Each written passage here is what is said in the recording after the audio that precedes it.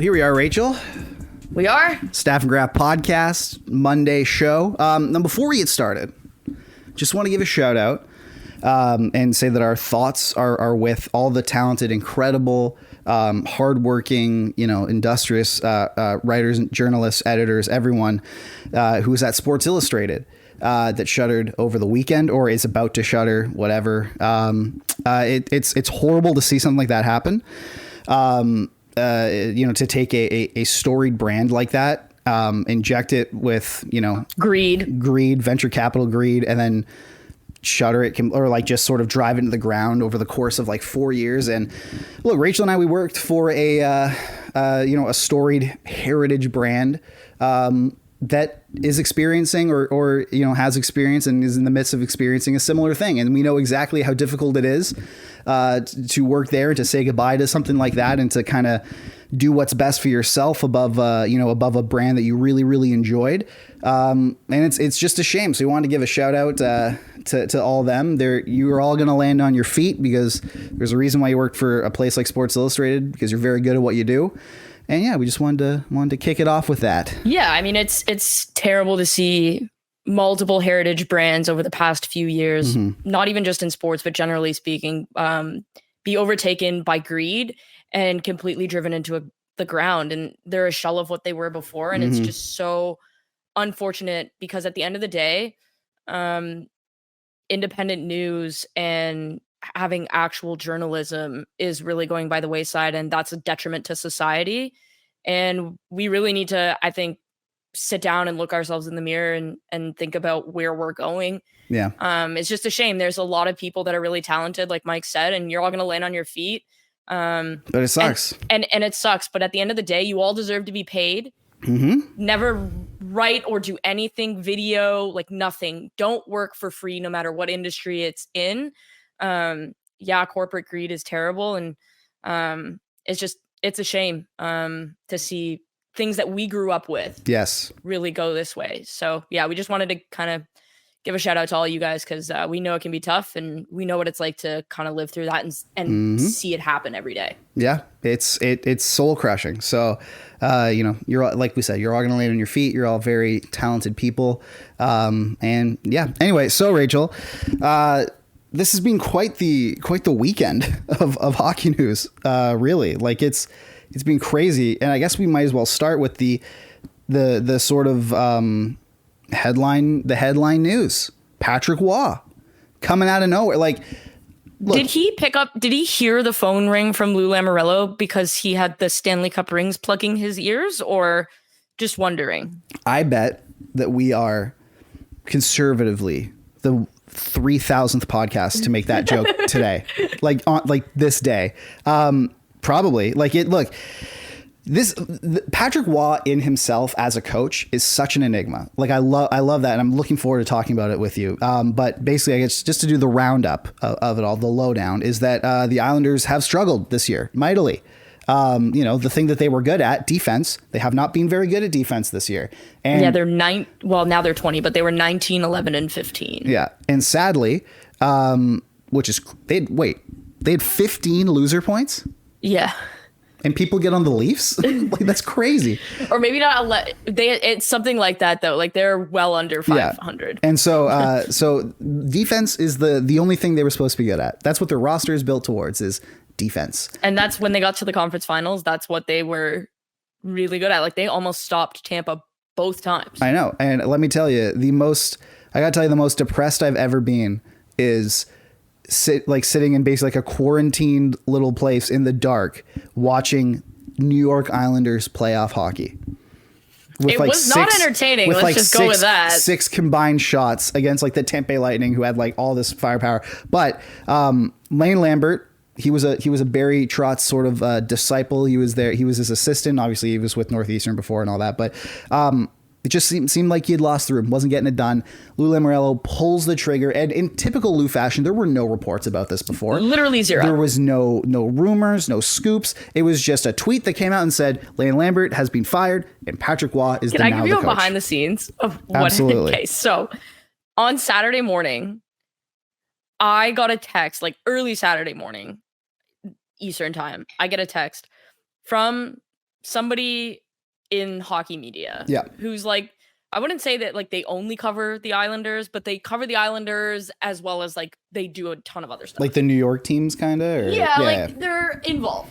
They're dialed in to the Islanders beat, if you will. I would say. Okay. And they were like, "Hey, do you know what's happening with the Islanders? Because we're trying to figure out, like, the media themselves are trying to figure out if Lane Lambert's lost the room. They're trying to get player quotes, and of course, it's a Lou Lamoriello organization. You're not getting anything from anywhere. It's Fort Knox. And so he had asked me, like, what are you hearing? Because he knows I know a couple people in that dressing room, and I was like, honestly, first of all, like, I'm not even tapped into like that side of it, and when I talk to those players, it's honestly very rarely about how their season's going. Yeah, it's not. It's friendly stuff. It's not like give me the lowdown on the penalty kill. Like it's not like that, hey, how's your kid? Like what, that kind of thing, right? Not like, man, your PDO is really low. Like, I know you want to escape the ring from that by talking to me, but let me bring it up again. Yeah. Yeah. So Saturday morning, I get asked, like, do you know what's going on? Because like we're not hearing anything. We're trying to figure out how long the leash is, and then 3 hours later,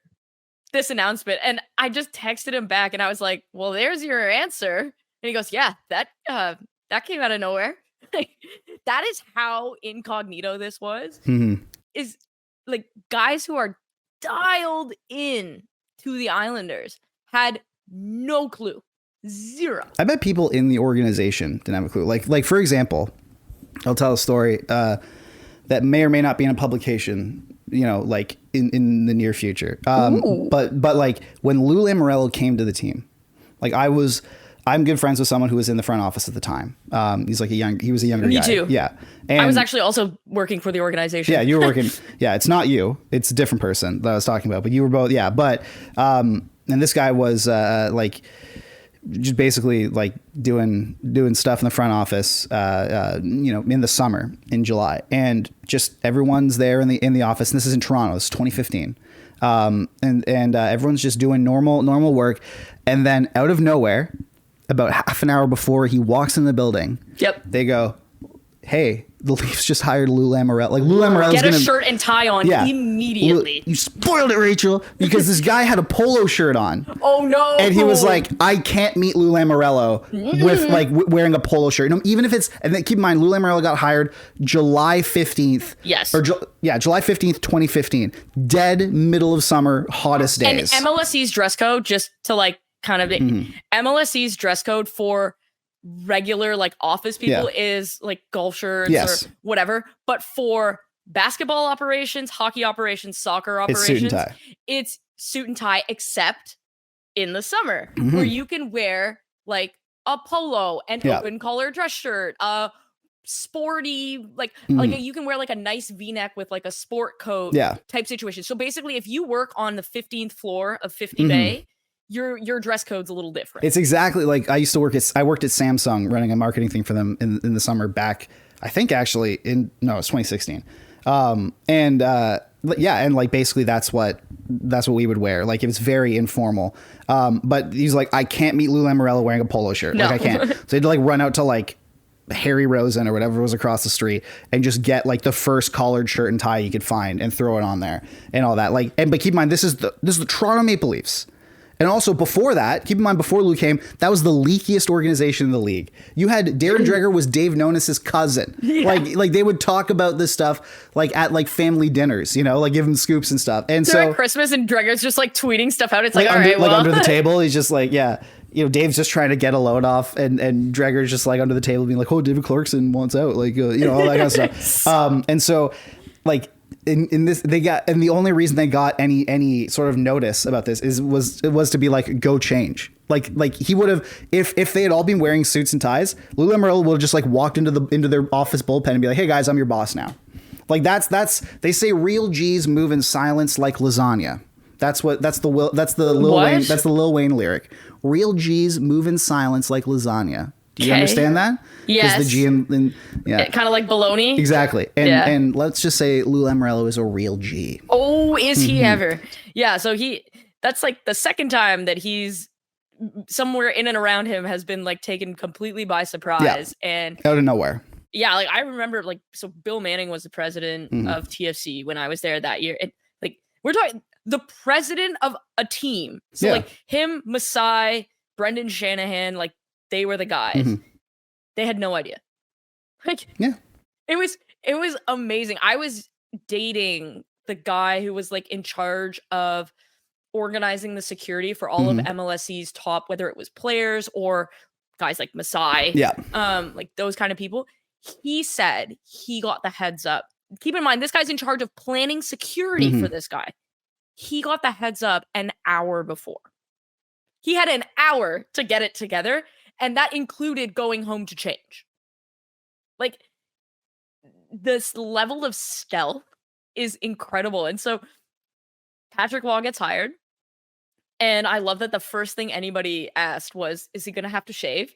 And then the Islanders promptly posting a picture at morning skate. Shaved. Totally clean shaven. And so when this happened, I tweeted out because it was the thing that was on my mind. I'm like, I can't imagine Lou Lamoriello and Patrick Waugh having like a normal conversation together. Like I can't, like one that doesn't either end in like a shouting match or like uncomfortable silence. I can't. And so they go on their media call, like their conference call, you know, Lou keeping it old school conference call, of course. And I wish it was video because I would have paid to see the facial expressions. I would have too. And Waugh makes a joke about like the 2001 playoffs and how they don't talk about it. And Lou just goes, it's not a joke. Like, and I go like, all right, well, there you go. There's the proof. They can't have a normal conversation like right there. But you know what? The thing is, I love this hire. Same. I do. I think this is exactly what this Islanders team needs or needed and currently needs. And we might as well just jump into it because the Patrick Waugh that coached the Avs in like the Patrick Waugh coach, like that's what most hockey fans think the of. Islanders are getting. And honestly, like I saw so many tweets being like, "Oh well, that's a choice," and it's like, no, that is the easiest way for me to know that you don't pay attention. You don't pay attention to anything outside of your little bubble. And it's also like he's a different coach now. And completely. You saw he did a lot of learning, both X's and O's wise and just in the personal side of things of what it's like, because I had somebody tell me, like I had a coach in Major Junior tell me he might be the best tactical like X's and O's coach he's coached against. And this is a guy that's been coaching for 25 years. And that's also not the thing he's known for. Like the thing he's known for, well, I mean, obviously like the fiery stuff, but he's known. I was going to say, but he's known for, and what really worked with the Quebec Rempart last year, in which won the Memorial Cup, is that he is an incredible motivator. Like they would have killed people for him, you know? He actually gives me, somebody said this to me just because like I've worked very closely with this other person, is Patrick Waugh is able to motivate his players the same way Bruce Boudreau is. And I'm like, oh my God. Or like Pat Quinn from the Islanders to play the way like Bruce is able to get players to play for him. Yeah, I could not have put a bet in faster on the Islanders to make the playoffs. And also, you look at it like the Islanders, look, they have good pieces. Barzal, Brock Nelson is a good scorer. Dobson is gonna get nominated for the Norris. You would hope so. Year. Yeah. Like Ilya Sorokin is an incredible goaltender. Like, they have that, but I don't think you look at their roster and go like, wow, there's a lot of like high end elite talent here. But the thing about Patrick Waugh is with the Quebec Rempart, he got everything out of them. Exactly. They didn't have a single top prospect or a top, like a top guy who was drafted, who was either who was either draft eligible or a top prospect for a team. It was just a bunch of like sort of plucky guys, plucky French kids, and he got them to become like he got them to like subscribe to the cult of Patrick Waugh, and it won the Memorial Cup against teams that had massive talent. Yeah, like taking down Sherbrooke, St. John. Yeah. Like the thing about Patrick Waugh is I think when we talk about retread coaches, the reason that we're so down on them is because generally speaking, they never learn and evolve. Yeah. Where I think Scott Wheeler had a great thread, and maybe we'll bring Scott back on. We should to talk about it. Yeah. Because he was there. Patrick Waugh's evolution after he left Colorado to the Quebec Rempart, like there was legitimate interest for him at Hockey Canada, taking the junior team and he was like, nope, I owe it to my guys. I'm coaching my guys. Like that's and when you have a coach that's just as invested as the players are, that also, I mean, let's call a spade here. One of the best goaltenders in the history of the sport. Yeah. He's had so much success, so he knows what it takes to be successful at that level. I think when you combine all of that with the fiery sort of rah-rah that he has, I think it's a great combo for the Oilers, and it really shows for the Oilers? Sorry, for the Islanders. We're going to talk about the Oilers in a bit. For the Islanders, I think it's a great combo because he's shown that he's always had that fire and he's always been able to motivate, but he's now able to kind of really harness that and get the tactical success. Mm-hmm. And I think that's going to be really key for the Islanders because, like you said, they kind of lack that firepower. Yeah. But I do wonder, obviously under Barry Trotz and Lane Lambert, Matthew Barzal, Noah Dobson, like they weren't really able to be the offensive horses that they're capable of.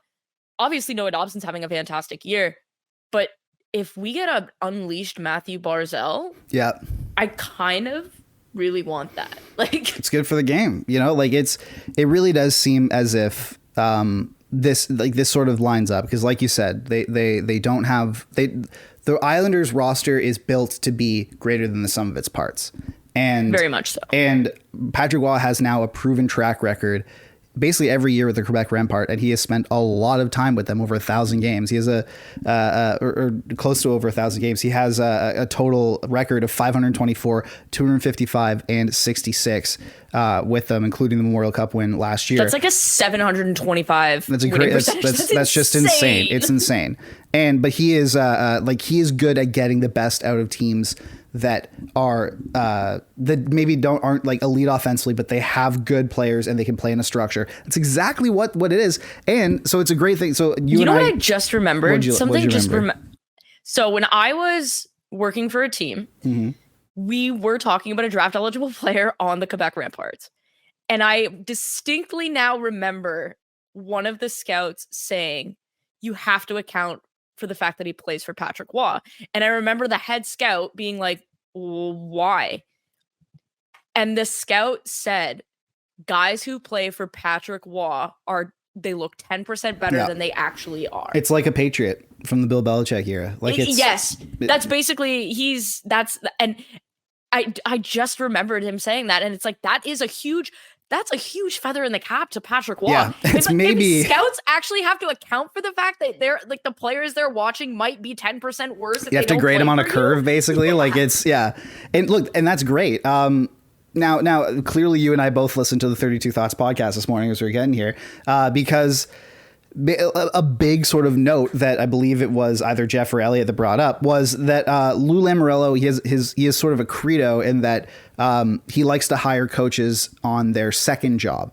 Yes. So he likes to hire like an immediate retread, not like a long-term retread. But it's not even like an immediate retread. It's like it's a coach that's had a chance, has gone away and done some learning, and now they're getting a second chance. Exactly. So, and like the list is like Claude Julien, Larry Robinson, Robbie Fatorik, Chris Schoenfield and Jacques Lemaire, and now Patrick Roy. And if you notice, like, okay, Barry Trotz, it was obviously his third. So that's an outlier. Like you have to pounce on a guy like Barry Trotz. The only times he really hasn't is the two high profile coaches that became available out of nowhere, which is Mike Babcock and Barry Trotz. He didn't hire Mike Babcock. That was Shanahan. Oh, he didn't. Yeah, you're right. It was Pat Burns and Kevin Constantine. Yeah. In New Jersey. Yes, you're right. Sorry. Okay, but high profile guys. Yeah, but high profile guys. And then if you notice, like he hired Lane Lambert, that was his first NHL coaching job. Didn't work out so great, you know, like the times where he's hired like the rookie guys, it hasn't worked out super well. But it's pretty much every coach that we just listed there that he's hired on his second go around to coach one of his teams worked out pretty good. So Lou used to be a high school math teacher. He did, which would scare the living shit out of me. I'm already bad at math. If I was in if Lou Lamoriello was standing over me and be like, solve on the board, I'd be like, no, I'm just going to poop my pants and then leave. The thing about Lou is Elliot and Jeff were talking about the fact that he has this belief that your second job is when you're the most successful. And I have some insight into that because you do. I have met Lou. I am very close with one of his disciples, and one of the biggest disciples. What are they called? Disciples. Just whatever. It's the same thing. Okay. Banana. One of those is correct and one of them is not. Whatever, tomato. Okay, continue. So one of the things Lou believes is kind of like Elliot and Jeff were saying is you're better the second go around. And the reason that is, and I'll never forget it. So the person that really helps mentor me, he doesn't believe the New Jersey job counts because I was 21 years old, living in a different country, coming off now what you know to be is the most tragic period in my life. Like I basically became a shadow of myself. And he was like, you're way too young. Like I was the youngest person in the NHL. I was younger than I think 90% of NHL players at that point. You also hadn't met me yet. True. And I think that is... He was like, that doesn't even count. Yeah. So I remember when I got the Vancouver job, he said to me, he was like, this might not go very well because it's your first legitimate shot in the NHL. And I was like, okay, what does that mean? And we had a long conversation about the fact that his belief was you learn a ton from your first legitimate experience in whatever job it is. Yeah. Whether it's teaching, hockey, coaching, marketing, being a lawyer, like you're better on your second trial than you are on your first trial. Yeah. So his thing was be patient. This is going to have its up and downs. It's not always going to be roses. It might go horribly depending on some things that we discussed that I'll keep private. But he said, he's like, this is your first real kick at the can here. Don't get discouraged if it doesn't necessarily go well, because what you need to take from it is this is a learning experience for you, and you're going to be more successful in whatever you do afterwards. So I had the job in Vancouver for 4-ish months when this conversation took place. And he was already like, you're going to be more successful in what you do next because of the things that you learn in Vancouver. Yeah. And that is, I can say this with extreme accuracy, very true. Like if you think about, obviously I haven't been public about it, but like if you think about what I'm doing now versus what I was doing then, I took a ton of lessons from what I learned in Vancouver, and obviously it's a different situation. But I think that belief of Lou Lamoriello saying, I'm going to take a coach on his second job because, and I guarantee you in the interview, one of the biggest questions is, what did you take away from your last job and what have you done to evolve since? Yeah. That was a question I got asked after the whole Vancouver thing when I was actually getting started at what I'm doing now. That's what he asked me. And I was like, kind of listed it off, but I think there's some merit there, right? You don't want to get like too retread, but everyone deserves a second chance. Yes. Well, I think that's also really important. And look, the way that Patrick Waugh left the Colorado Avalanche, it basically precluded him from working in the NHL for 7 years. It was kind of weird. Well, he left super late. He kind of screwed them over, really. And like he left them in August. They had to scramble, hire a guy in Bednar who in his first year went on to have like one of the worst seasons of the Cap era. Thank God they stuck with that guy. Well, there was always this thing I remember. But that blacklisted him for a while. Patrick Waugh. It did. I can't remember. It was definitely while I worked in the league that I had heard this, but like Sakic was always really high on Bednar.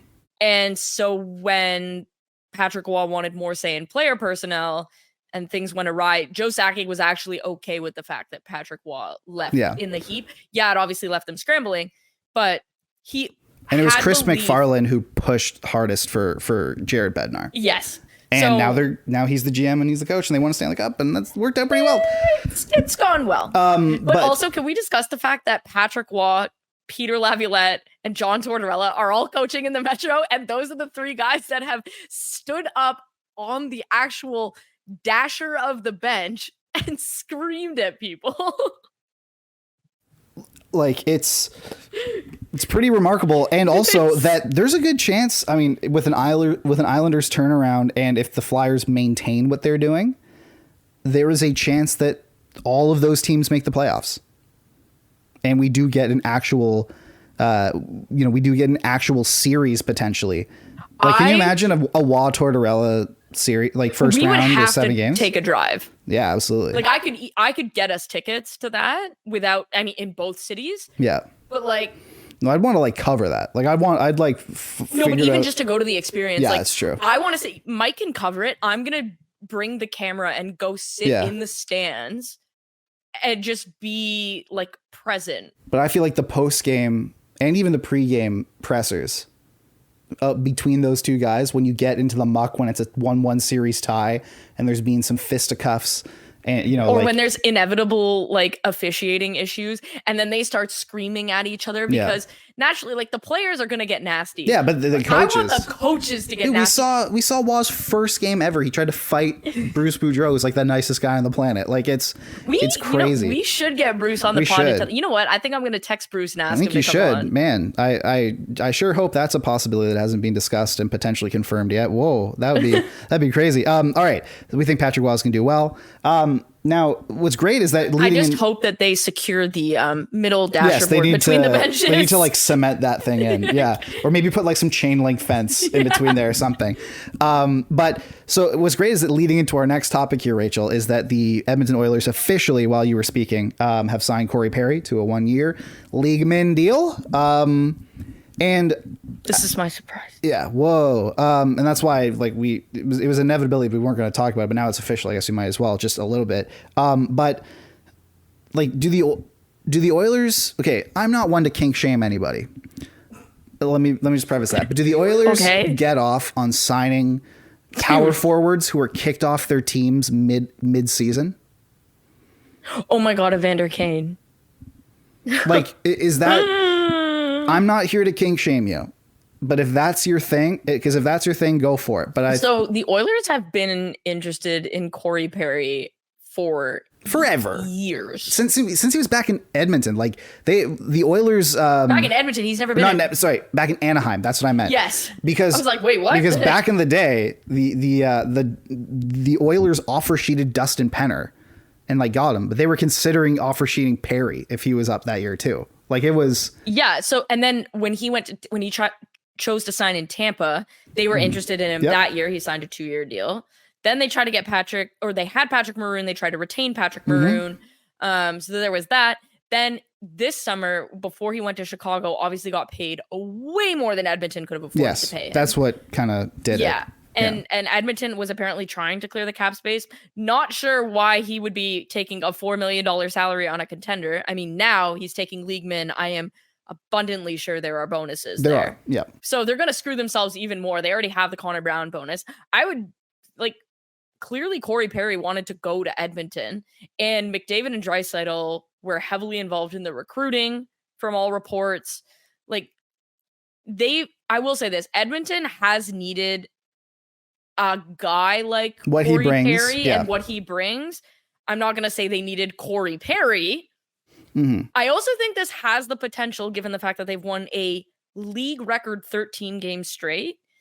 This has the potential to drop a complete grenade in the dressing room. And that's not an indictment of Corey Perry. It's just when you've won 13 games straight, don't change anything. Well, because nothing. Because you're right. But also because like, and I'm sure, look, I want to give them the benefit of the doubt that they did all the due diligence that they could. You know, Corey Perry, about what happened. Look, Corey Perry has had multiple suitors, all that kind of stuff.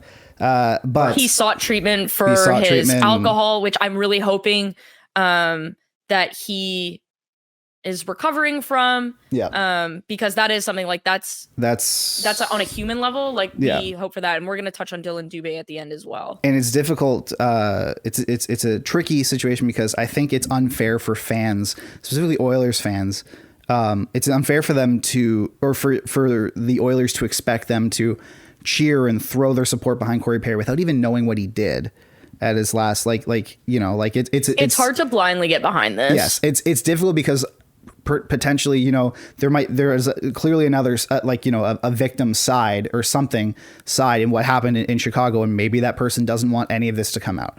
Well, and I also saw people being like, well, the NHL said they're not going to suspend him, so it can't be that bad. And I'm like, he got kicked off his team and his contract was terminated. We're also not going to be giving the NHL the benefit of the doubt on anything when it comes to this because of their history. The NHL doesn't even have like a domestic violence policy. They don't even have, I'm not saying it was that, but I'm like, they don't have. They don't have a sexual assault policy. They don't have exactly. Even after the Blackhawks thing, they still don't have one. I asked Gary Bettman to like point blank when the Kyle Beach stuff was going on, why the NHL doesn't have a sexual assault policy. And he didn't give me an answer. The bare minimum is a sexual violence policy and a domestic violence policy. Like the NFL has one. And it might not be very good, but they have one. And it's a shame, or I think it is unfair for the Oilers to expect their fans to buy Perry jerseys and throw support behind this guy for a potential cup run when there is the chance, that in years later this comes out and they realize, oh no, I have the jersey of someone who did something terrible. Like I know there's a lot of just buy a McDavid jersey, guys. Exactly. Now look, he's what they need and it'll cost very little. But the second thing that you talked about, which that might throw a grenade into the locker room, is that they have to waive someone now. And so that potentially could be Dylan Holloway, who, was called up, looked very good, contributed to this 13-game win streak. It could be Adam Ernie, whose numbers are actually better than you would like underlying numbers. You would think. It should not be Dylan Holloway. Let's just get that. But that's someone that's up there, or it could be Sam Gagner, who it's not going to be Gagner. Yeah, it shouldn't be. It will not. It better not be. No, I'm telling you, it ain't going to be Gagner. Good. I'm glad to because there's just too many connections to Sam between Jeff Jackson and I don't know, the man. Oilers and whatever. It's not. All right. No. Like I would be flummoxed, flabbergasted. Yeah. If I think Holloway is far more likely. But that's not good. Because they don't even have to waive him. They can just send it down. Yeah, but that's not good because he's played very well since coming up and they're on a 13-game win streak. So you wonder why.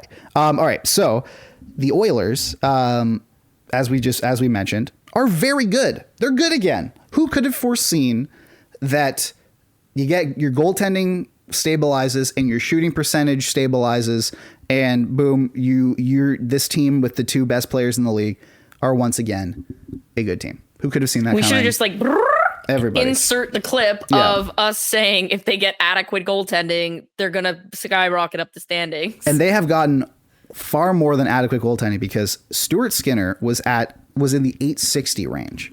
He's now after this, and we talked about this about a month and a half, 2 months ago. He's now at 906, which is crazy. Which means, to elevate you have to go on a heater. And he has won 17 of his last 19 starts. Is that good? That's incredible. He has a current, personal 10-game win streak. And in that 10-game win streak, he has allowed more than 2 goals on just one occasion. And that one occasion, he allowed 3 goals. And of course, they won. So their save percentage under Woodcroft was under 880. Yeah, it was 873, I think. Yeah, it was brutal. It's since mid-December, so basically since the streak started, it's been above 9, since Knobloch got hired, it's been 910. And in the during this winning streak, it's an average of 930. Incredible. An average. I can't believe it's an average of a Vezina winner. Wow, I can't believe that Chris Knobloch himself came in and put a spell on the Oilers goaltenders that fixed them. He Harry Pottered his way. Or maybe it's that goaltending is voodoo, and this is what I like to wonder here, and is this just a reversal of luck? Or is Knobloch did he come in and did he change everything to make it fit? Should I put my nerd hat on? Put your nerd hat on. That's what you're here for. That's what you're here for. All right, so we ran the model, and by we I mean you. You ran your model that you made. You mean to tell me that model belongs to me? Yes. There's no we involved here. You ran that model. You made it. You did it. Fucking say the stats. So their PDO was 92, which is horrible, horrendous. That would have been that would be the anti-Canucks. That is like Mike's dating life level bad of luck. So their PDO now is 99, which means in order to level off, it would have had to have been about 108 over this span to get there, which is about where the Canucks are. Yes. Now, their goals for above expected, which is I'm just going to get this crediting out of the way, like right off the hop. This is my model, so I'm not crediting anybody but myself. Hear that, Dom Lecision? Like, no, you're doing a good thing, by the way. Yes, actually, Dom and I actually had a great combo about that. It's like, hey, if you're gonna use somebody else's work, credit them. Do you have a spare 100K lying around for us to get some seriously insane analytics? Yeah, like just insane. So when I'm quoting stats here, they're all from my model. So like, please don't think I'm stealing. Their goals for above expected, which is basically how many goals they've scored versus how many they've expected to score. Under Woodcroft, it was minus 0.5 per game. That's horrible. At 5-on-5. That's like a half a goal. Under Knobloch, it is just under +1 per game. So now they're scoring 1 goal more than expected on average per game. That is a 1.5 goal delta. That is massive. And by delta, you mean swing, like improvement. Yeah. Improvement. Their G-Sacks, which is goals saved above expected. So now we're talking about the goaltending. Yeah. This is my favorite. Their goals for above expected was -1 under Woodcroft, and now it's +1. So it's a delta of 2. Okay. Wow. Their goals saved above expected was -0.5 under Woodcroft and is now +1 under Knobloch. So we're talking about a 2-goal swing for goals for above expected and a 1.5 goal swing for goals against above expected. That is a 3.5 goal swing under coaches based solely on save percentage, shooting, and the chances they're creating. Like, yes, they're converting, but a 3.5 goal swing per game? Like, that is nuts. I can't even wrap my head around that. Stuart Skinner doesn't have in a single game, because you know how like single game save percentage can be volatile. He doesn't have a single game under 925 since Christmas. Christmas was like a month ago. It was a full month ago. It's unbelievable. And yes, like the one area where my model says that they've changed tactically, and it's only one area, is the rush. So they're giving up 40% less chances off the rush under Knobloch than they were under Woodcroft. Yeah. And that contributes to the goals saved above expected. So that contributes to the 1.5 point swing. They have changed almost nothing offensively and had a 2-goal swing. That, my friends, is what we call luck. So, I mean, there you go. Like right there. It's 3.5 goal swing. Seems like a couple extra wins to me. There's a good chance that you keep Jay Woodcroft there just for a little bit and allow time for the goaltending to even itself out and allow time for McDavid to get healthy again, because he rushed himself back to play at the Heritage Classic and was clearly playing on like one leg, and Draisaitl as well for that to all pick up. You allow all that to even out, and boom, you got a great coaching situation, where you don't have to pay 2 coaches at the same time. And so when they fired Woodcroft, they were like an 870 or whatever. They were like they might have been 868 or something. They were 31st in the league because Ottawa was below them. and now their goaltending has been so good over the past month and a half or 2 months now that their team save percentage is .899. It's amazing. So it's gone like that. Basically means that the goaltenders have been playing at a 925, 930 clip since the change, and like that is not on the coaching staff. And so I think the Jack Adams conversation to me is a very silly one here, because there are 3 other coaches that are performing so far and above expectations. To me, it's Philadelphia. We thought they were going to be like a lottery team. Like they might have Macklin, like Celebrini, and they're second in the Metro. Yeah, they're like other than the Oilers are the hottest team in the league right now. Yeah, so to be Macklin, Celebrini to second in the Metro is the most impressive thing to me. Then you have obviously Rick Tocchet in Vancouver. We thought they were going to be a bubble playoff team. Yeah, and they're first in the league now. In my eyes, and I know quite a few other people I've spoken to, it is a lot harder to be Macklin, Celebrini to second place in your division than it is to be bubble to first. And, you know, the numbers do say that this potentially might be a bubble, but you ride the bubble as far as you can. You have fun. You're Glinda in the Wizard of Oz right now. Exactly. And so I think, and then you have Rick Bowness. Mm-hmm. Oh yeah, he was my choice. Like for Jack Adams, we're going to do a mid-season thing. And I think that might be Thursday. It might be Thursday. Yeah. But like, spoiler alert, I chose Rick Bowness because for him to do what he did amidst all the stuff that happened with his wife. You know? Like the health troubles, and he had to take some time off for that. But like the dressing room pretty much got like... He completely, like he did... Totally reversed. What I loved about Rick Bowness is he made, and I know we're going off topic here, but real quick, like he made the difficult decisions when he came in to change that culture, which was he came in and like the first thing he did was strip Blake Wheeler of the captaincy that eventually led to him like, you know, getting bought out and leaving. Like he turned that place around. And like Josh Morrissey last year was in Norris contention for a very long time and then eventually fell off. He's having a better year this year somehow. Like he's not going to win because obviously Noah Dobson, Quinn Hughes, like even Erik Karlsson's having a fantastic year, Cale Makar. But the fact that he's performing better, like, just tells you under Rick Bowness, like, these guys come to play. They do. They love them. So, I mean, hey, we've got a few Canadian teams that are in a great spot. And, I mean, we just talked about the Oilers. I did want to mention Dillon Dube. So, yes, the Oilers are great. We called that. They're second in their division as of the recording of this podcast. And that's where they should be. That's where they belong. Should we mention Dillon Dube? Yes.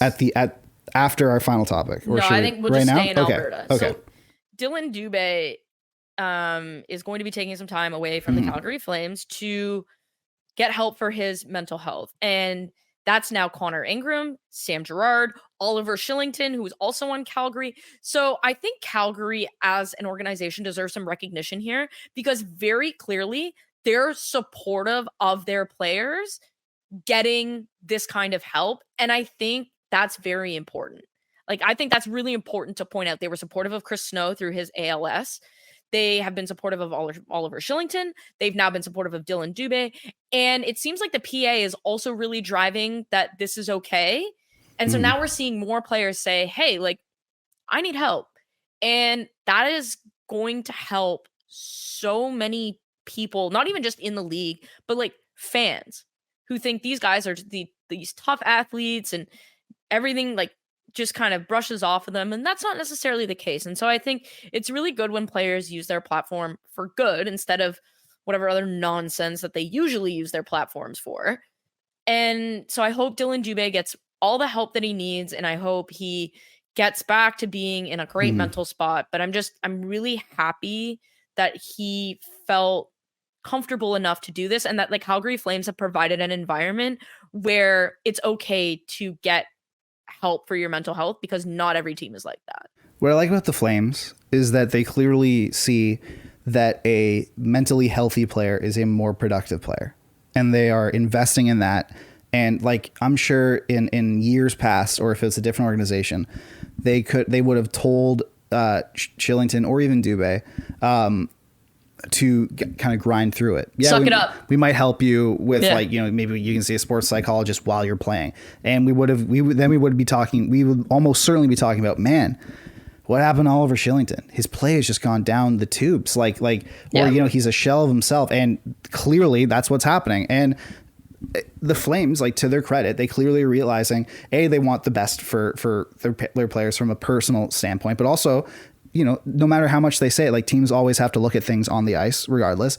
And they're clearly going, like a player who's in a good mental headspace, you know, is a better hockey player. It's the same in any job. Like I always write better columns when I'm not under the threat of homelessness, you know, like, so it is not ideal to be writing about that. Yeah. It is a lot easier to do your job when you're able to focus on your job, opposed to being pulled in a million different directions, a lot of them conjured by, you know, either by situation or by your brain, when your brain is not fighting against you. And like I was able to work better once I got diagnosed and actually started getting help to figure out what was going on. Exactly. I'm a better person because of that. And so I'm really, really glad that Calgary is doing that because it's important, but also B, like, the league it's a copycat league, man. And if this works, and even if it doesn't work out, but But it's worked for Connor Ingram. It's worked for Connor Ingram. It's worked like Sam Girard. It's showing at least that showing players this is an avenue to take, and it might be the best thing for them. I think that's great. So kudos to Calgary for absolutely. sure. Love that. Shout out to Calgary. That's fantastic. All right. Finally, Ryan Reaves says he's healthy, Rachel, and the Leafs clearly don't think so. So I'm going to give some insight here into how this kind of stuff works. Mm-hmm. So a player can say, oh, I'm healthy because I feel healthy. I feel to like where I was in XYZ time frame. But he also said that when he turns a certain direction that his kneecap pops out. Mm-hmm. No doctor with any medical license is going to clear you to play if that is the case. So he can say he's healthy because he's played with a knee brace his whole career. But the Toronto Maple Leafs doctors are going to look at his knee popping out and go, you're not healthy, because you know what doesn't happen to healthy individuals, Mike? What? Their kneecaps don't pop out when they turn left. So 2 things. Number 1, that happens to me occasionally on my right knee, and I'm not fit to play NHL hockey. Just saying that. So I would consider myself healthy. Number 2 is, so Ryan Reaves talked with Luke Fox about, because Reaves hit a divot in the ice and went down and was placed on injured reserve before Christmas. And since then and before that, he was very rarely in the lineup. He was in and out, getting scratched, whatnot. He still hasn't gotten back in the lineup, and he's still listed on IR. On Cap Friendly and any of the rosters. He says but he insists he's perfectly healthy when talking to Luke Fox, and says, hey, all I can do is kind of get my work in and wait to get in the lineup, or if not, then we'll see what goes or see what happens. Now, let's keep in mind that like Patrice Bergeron said he was fine and he was playing with punctured lung. Okay, kind of so we're not going to allow players to be the ombudsman of what healthy and unhealthy is. So one thing that I want to sort of illustrate with this is and look, if I was in Ryan Reaves' situation, I would do the exact same thing. I play in the most media heavy market in the league where everyone's under a microscope all the time. So I can use the media to my advantage. If I think I'm getting sidelined at work unfairly, then I kind of use that to put an emphasis. There's a reason why we're talking about this at all. I personally think it's ridiculous, but yeah. But Ryan Reaves has to know, or I would hope that he knows that, yes, look, this could be a good sort of avenue to get conversation starting, but they can activate you and then they can send you down. And it's very rare. And I doubt that any other team is going to do the Leafs the favor of claiming Reaves and the 3 years on his contract, including this one. So couple things about Reaves. This would be a bigger situation if it had cap implications, which it doesn't. This does not have cap implications. Mm-hmm. People will be like, why? This is not a $5 million player. The Leafs, if he's deemed to be healthy, because now that he said this, the league is going to go and be like, all right, is he? Okay, and then, well then we'll activate you. That's fine. But you have a variable contract. We're going to waive you because you don't have an NMC. And now you're going to go like, what is your line? Get ready to learn AHLEs, buddy. Like you're going to this is not Tyler Bertuzzi where there's cap implications and they're going to get screwed on the cap. They waive him. He comes entirely off the cap. Yeah. Like if anything, they don't even care. If anything, it's a good thing that they waive him. Because it gives them a roster spot. It like free so but this is why from the get-go signing Reaves made zero sense. We talked about it the day it happened. Exactly. Best case scenario was he gives you a good 8 minutes on your fourth line and gets everyone else to maybe hit a bit more. That clearly hasn't happened. That's what Simone Benoit does, actually. Exactly. But you signed him for 3 years.